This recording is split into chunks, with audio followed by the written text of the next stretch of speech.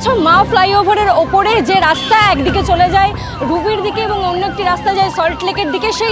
সেই জায়গাতেই কিন্তু দেখা যাচ্ছে যে গাড়িটি ধাক্কা মারে। অন্য একটি রাস্তা অর্থাৎ এই রাস্তা দিয়ে কিন্তু গাড়িটি আসছিল এবং প্রথমে এই যে জায়গা যেখান থেকে দুটো রাস্তা বিভক্ত হয় মা ফ্লাইওভারের ওপরে সেখানেই কিন্তু ধাক্কা মারে এবং তার জেরেই দেখতে পাচ্ছ যে তার পিছনে যে বাইকটি এসছিল সেই বাইকের কিন্তু যিনি আরোহী ছিলেন তিনি কিন্তু আশঙ্কাজনক অবস্থা, তার গুরুতর জখম হয়েছেন তিনি এবং তার সঙ্গে তার স্ত্রী ছিলেন এবং এই গাড়িতে যে চালক ছিলেন তাকে কিন্তু এই মুহূর্তে দেখতে পাওয়া যাচ্ছে না। পুলিশ যেটা জানাচ্ছে যে কিছুক্ষণ আগে ঘটনাটি ঘটেছে, অর্থাৎ মাত্র 5-6 মিনিট হয়েছে এই অ্যাক্সিডেন্টে। তুমি দেখতে পাচ্ছ গাড়ির সামনের অংশটা কিভাবে ক্ষতিগ্রস্ত, তার জন্য তুমি বুঝতে পারবে যে কতটা স্পিডে গাড়িটা চলছিল এবং কিভাবে এই গাড়িটা ঠিক এই জায়গাটায়, আমি দেখাতে বলবো তরুণকে ছবিটা, গাড়িটা যে জায়গায় ধাক্কা মেরেছে মা ফ্লাইওভারে সেই জায়গাটা রীতিমতো ক্ষতিগ্রস্ত হয়েছে এবং তারই সঙ্গে তোমায় দেখাতে বলবো যে গাড়ির যে ভাঙা অংশ তা কিভাবে ছড়িয়ে ছিটিয়ে পড়ে রয়েছে, অর্থাৎ এই গাড়িটা ঠিক কতটা জোরে চলছিল এবং তার ফলে গাড়িটা যেভাবে ধাক্কা লাগে এবং গাড়িটা যেভাবে ছিটকে আসে তার পিছনে যে গাড়িগুলো ছিল সেই গাড়ির কিন্তু আরেকজন চালক,